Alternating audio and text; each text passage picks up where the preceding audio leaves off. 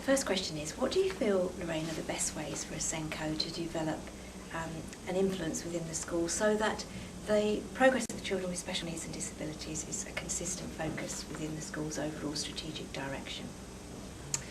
I think that obviously if the SENCO is a member of the senior leadership team, it is an awful lot easier than if they're not.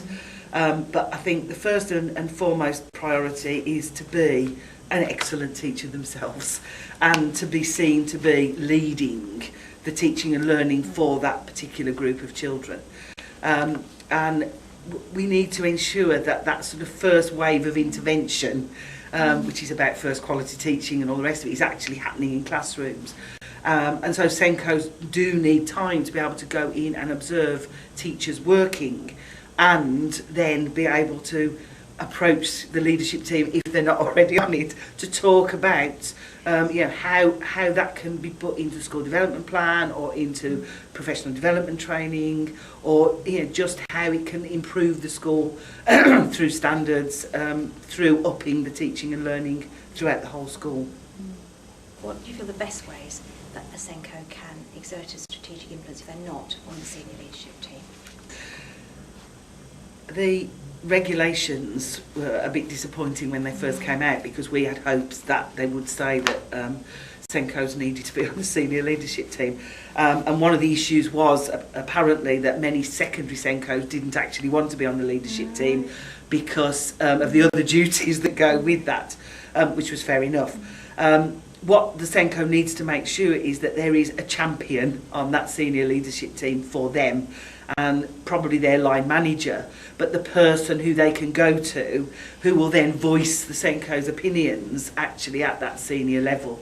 And I think that, where possible, if they can attend specific leadership team meetings that are relevant to that sort of strategic SEN development, then I think that would be really helpful.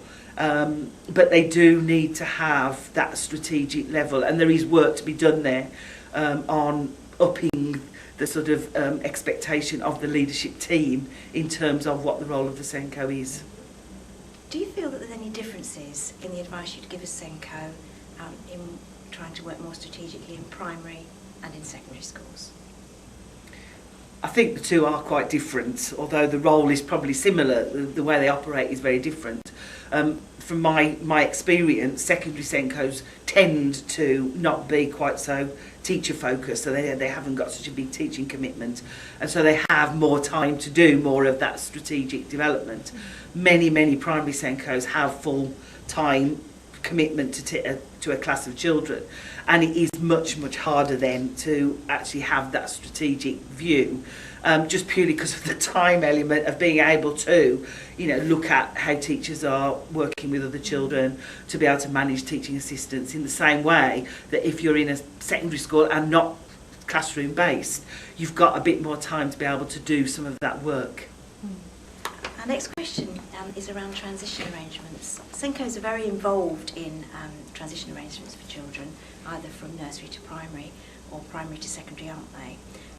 Do you feel that do you have any advice on how they could exert a little bit more influence on how that's managed more strategically, perhaps? Transition has become a real big issue, both at early years to primary and then primary to secondary. From early years to primary, we now have a whole wealth of early years providers that we didn't have before. And so we need to look at the ways that the sort of early years SENCOs can work with the SENCOs in our schools. And then obviously the same from primary to secondary. And again, it is about having the time to be able to actually sit down with the people who they are transferring with, if you like, to talk through the needs of the children.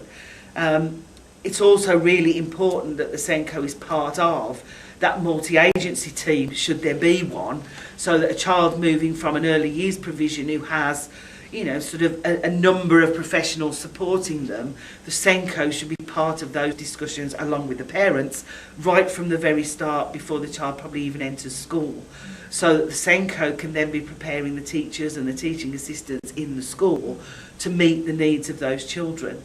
And then the same a transition from primary to secondary, again, there's a huge blip in terms of the children who are moving from primary, who have speech, language and communication needs, who suddenly get behaviour, emotion and social needs at secondary school. And again, I think that is a lot to do with the communication aspect of the primary SENCO not communicating with the secondary SENCO adequately, and then the secondary SENCO not communicating to the staff. The bit in there that you haven't talked about that I also think is really important is that transition from school to or post 16, because I think that's an even bigger issue for SENCOs nowadays. And you know, if we are going to lose services like Connections, who are working hard to support SENCOs in that role, I think that's a role that SENCOs at secondary level may have to sort of take on even more so in the future. And then finally on this section, what would be your key advice to SENCOs in developing their strategic influence in their role within their schools? I mean, from my point of view, I actually think that we need to be moving towards having the SENCO on the senior leadership team. I think that the SENCO, whether they're on the senior leadership team or not, need to have a really good knowledge of the budget, the financial implications of having children in the school with special needs, and looking at how that funding is spent. Is it spent appropriately? Are the outcomes for the children actually appropriate to the amount of money that's being spent? And if not, why not? And you know, the SENCO should be having those questions and that dialogue with the senior leadership team, and they should be looking at, especially in these days of budget cuts, how can we be more cost effective with the money we've got, and are there ways we can do this better, even though we've done it in a particular way, you know, for many years. So the budget, I think, is the first big thing that I would say in terms of the strategic leadership. Second one would be looking at staffing, and how is the staffing used to meet the needs of young people. We've historically had, over the last few years, large numbers of additional support staff in our schools. And, you know, we're not always looking at, are they making good progress for these children? So I think we need to look at the staffing issues. And then thirdly, I think, I know we'll talk about this later, but the professional development of all the staff in the school. And I think that's a very big strategic issue that needs to come from the leadership and from the top.